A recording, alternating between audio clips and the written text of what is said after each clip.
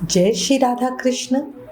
मेरे लिखने से क्या, मेरे कान्हा तुम मेरे मन को पढ़ो तो कुछ बात बने।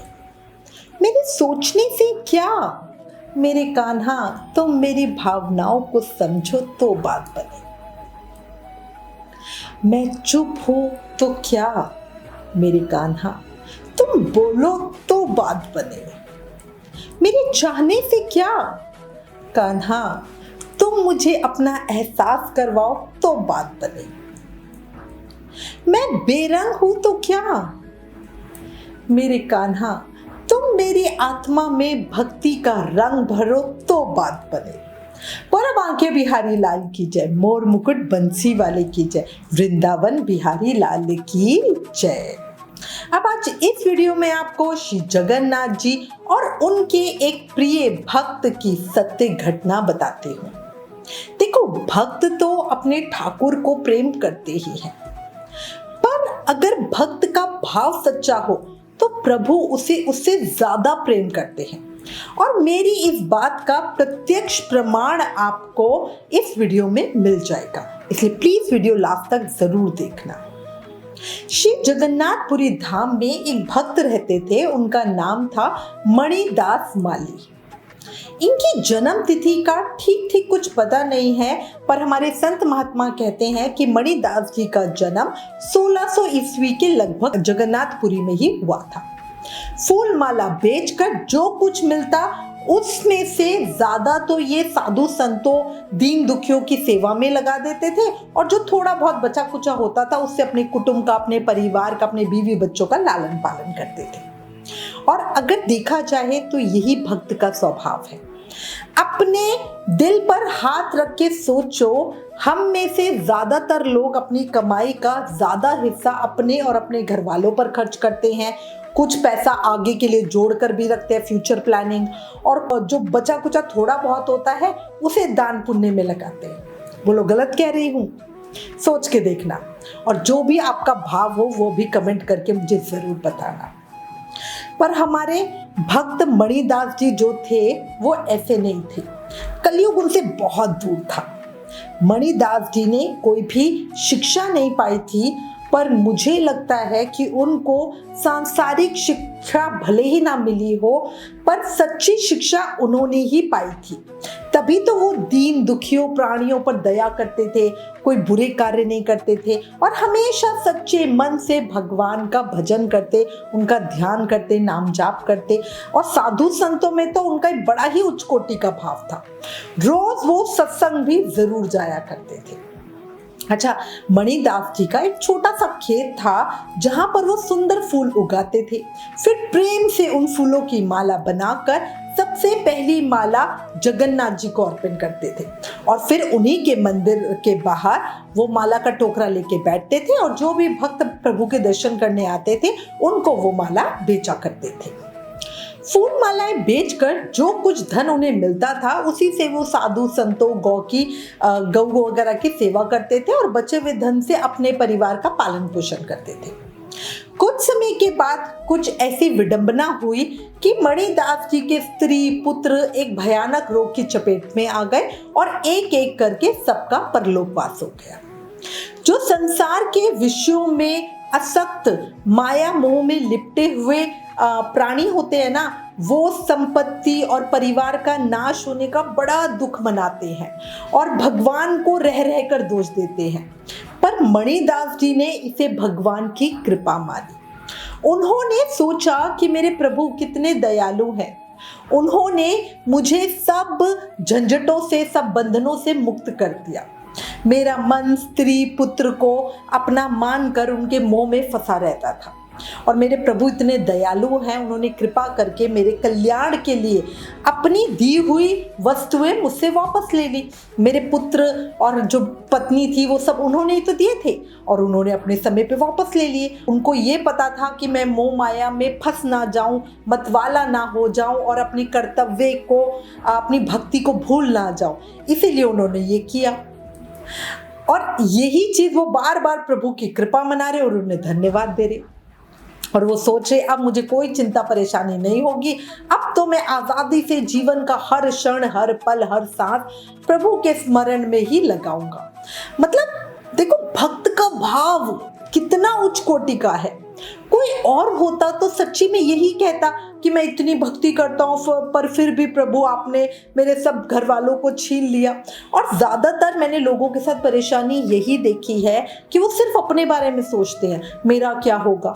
अरे ये सोचो कि ये तो मृत्यु लोक है, यहाँ से ठाकुर जी ने किसी को लिया है तो वो तो प्रभु के चरणों में चला गया ना।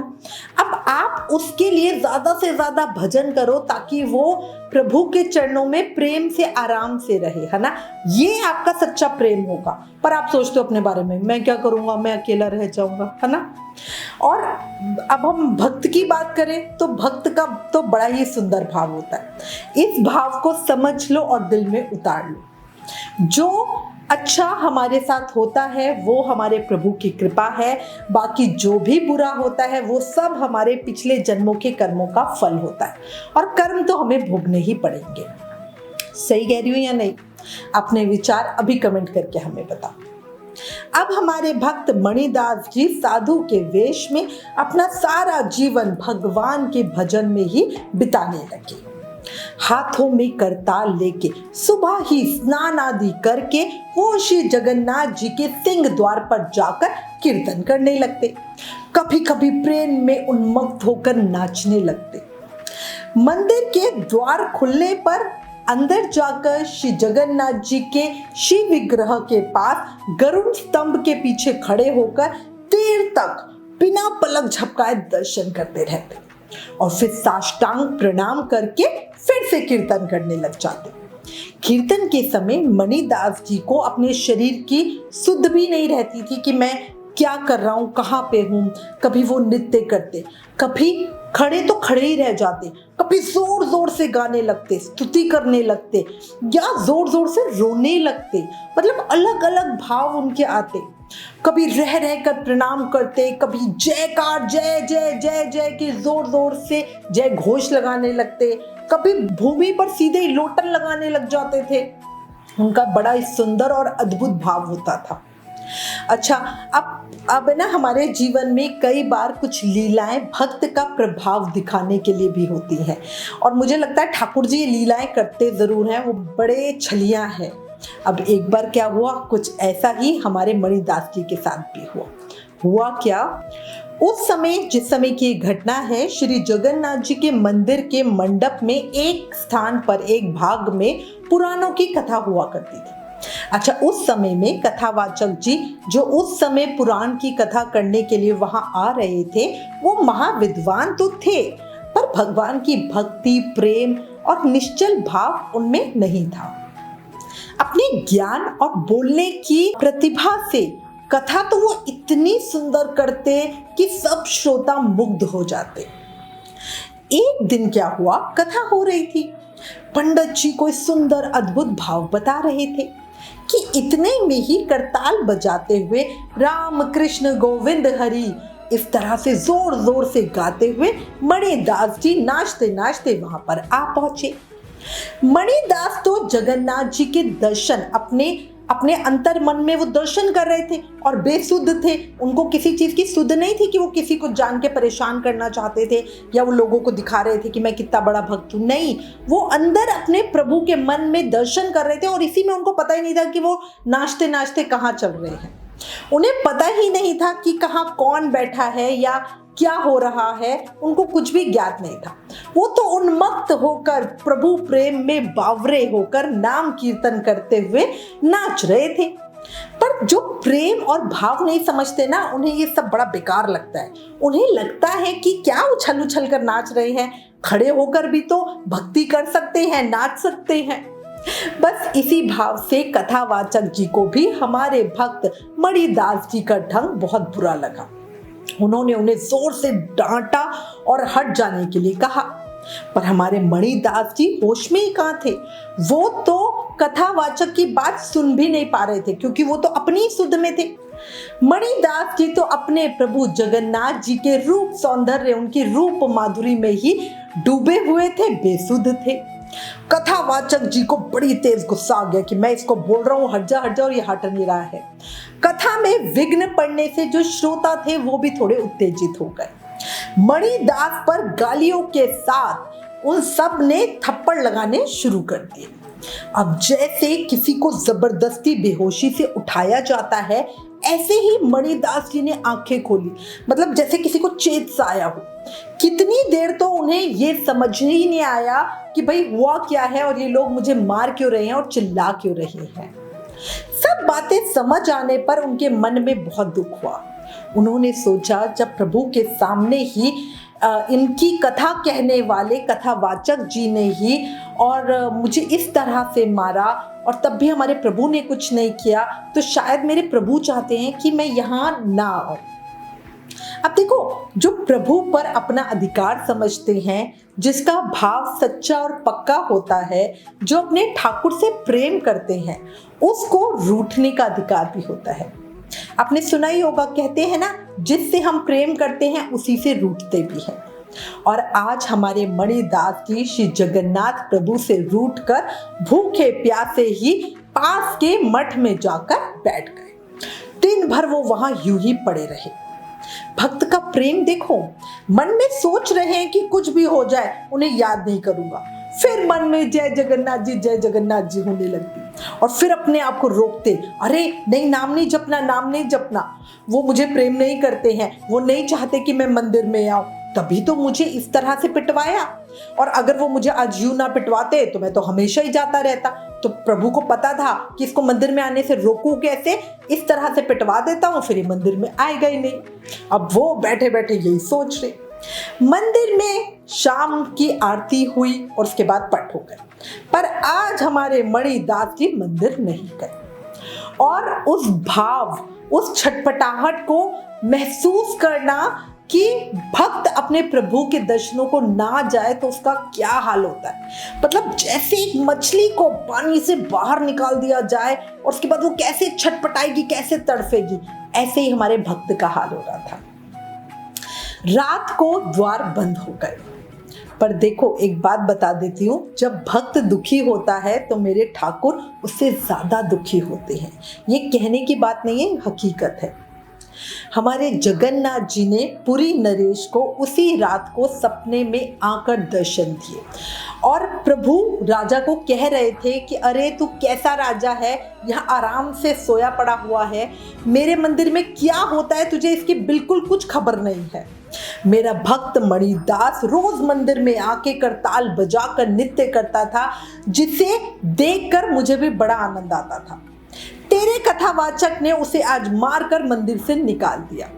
उसका कीर्तन सुने बिना मुझे सब कुछ फीका, सब कुछ सूना लग रहा है। मेरा मणिदास आज मठ में भूखा प्यासा पड़ा है और तू यहाँ पे आराम से सो रहा है। अभी की अभी तू स्वयं जाकर उसे संतुष्ट कर। अब से उसके कीर्तन में कोई विघ्न नहीं होना चाहिए, इसकी व्यवस्था तुझे करनी है। कोई कथावाचक आज से मेरे मंदिर में कथा नहीं करेगा। मेरे मंदिर तो मेरे भक्तों के कीर्तन करने के लिए सुरक्षित रहेगा।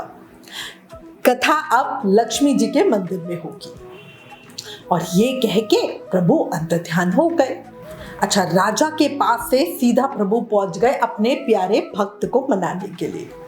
अच्छा, एक बात बताऊं, रूठने का मजा भी तभी आता है जब सामने वाला प्रेम से मनाए, है ना। अच्छा, उधर दूसरी तरफ मठ में मणिदास जी ने देखा कि कोटि कोटि सूर्यों के समान, मतलब एकदम 1000 सूर्य जैसे इकट्ठे चमकने लग रहे हो।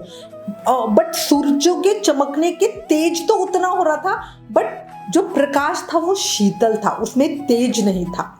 और ऐसा प्रकाश ठंडक वाला जो मन आत्मा सबको ठंडक कर दे, चारों तरफ फैला हुआ है। और उसने देखा स्वयं जगन्नाथ जी उसके पास प्रकट हुए हैं और उसके सर पर हाथ फेरकर कह रहे हैं, बेटा मणिदास, तू भूखा क्यों है? देख, तेरे भूखे रहने से आज मैंने भी भोजन नहीं किया है। उठ, तू अब जल्दी से भोजन कर ले। और ये कहकर भगवान अंतर्ध्यान हो गए। मणिदास कुछ कह पाता, कुछ समझ पाता, उससे पहले ही भगवान तो चले गए और सामने था महाप्रसाद का थाल। भक्त मणिदास बहुत खुश हुए, खुशी में नाचने लगे। शरीर के सारे रुए खड़े हो गए, आंखों से झरझर आंसू बह रहे थे। उनका गुस्सा, रोष सब दूर हो गया था। अब प्रभु इतने प्रेम से प्रसाद लाए थे, वो कैसे ना पाते। वो आराम से प्रसाद पाने के लिए बैठ गए। उधर दूसरी तरफ राजा भी नींद से उठे और स्वयं घोड़े पर सवार होकर जांच करने के लिए मंदिर पहुंचे। मणिदास जी का पता लगाकर मठ में उनके पास आए तो देखा मणिदास जगन्नाथ जी का महाप्रसाद उन्हीं की थाल में पा रहे हैं। तो राजा समझ गए कि प्रभु स्वयं इन्हें भोजन करवाने के लिए यहाँ आए थे। राजा ने मणिदास जी को प्रणाम किया और अपना स्वप्न सुनाया। राजा ने विनती करके कहा कि आप पुनः रोज की तरह ही भगवान को कीर्तन सुनाया करो, उसके बिना प्रभु को सब फीका लगता है, वो बड़े अशांत रहते हैं। मणिदास जी में कोई अभिमान तो था नहीं, मतलब भक्त तो बड़े निश्चल होते हैं ना। ठीक है, थोड़ा सा रूठा रूठी हो गई, बट अब तो वो मन गए थे और उनको प्रभु से कोई गुस्सा भी नहीं था। वो तुरंत ही राजी हो गए। राजा ने सबके सामने उनका सत्कार किया। अगले दिन सुबह ही मणिदास जी करताल लेकर स्तुति करते हुए जगन्नाथ जी के सम्मुख नृत्य करने के लिए पहुंच गए।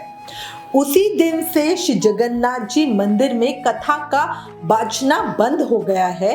कथा वाचन अब तक श्री जगन्नाथ मंदिर के नेत्राय कोण में स्थित श्री लक्ष्मी जी मंदिर में होती है। देखा, ये भाव होता है। सभा मंडप अब भक्तों के लिए पूरी तरह से कीर्तन करने के लिए छोड़ा हुआ है। इसके बाद मणिदास जी जीवन भर श्री जगन्नाथ जी के मंदिर में प्रेम से कीर्तन करते रहे और अंत में श्री जगन्नाथ जी की सेवा के लिए लगभग 80 साल की आयु में भगवान के दिव्य धाम में पधर गए। संतों ने मणिदास भक्त का जीवन काल 1600 से 1680 के करीब का बताया है। सच्ची ऐसे भक्त धन्य हैं जिनके लिए प्रभु स्वयं चिंता करते हैं। उनकी भूख प्यास का प्रबंध प्रभु स्वयं करते हैं। काश हम भी ऐसे बन सके।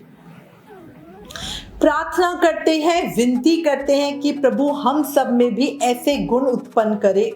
प्रभु चरणों में हम सब का मन भी ऐसे ही लगे। हम सब भी अपने शरीर की सुध बुध खो जाए, भूल जाए और अपने प्रभु में ही लीन हो जाए।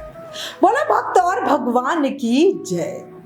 अगर भक्त के प्रेम और मेरे प्रभु की कृपा की इस सत्य घटना ने दिल को छुआ, आंखों से आंसू आए, मन दर्शनों के लिए व्याकुल हुआ, तो प्लीज इस वीडियो को ज्यादा से ज्यादा शेयर करें और लोगों को प्रभु और भक्ति का प्रभाव बताएं ताकि और लोगों को भक्ति के लिए प्रेरित किया जा सके। ये भी एक सेवा है। Please like, share and subscribe. Thank you. जय श्री राधा कृष्ण।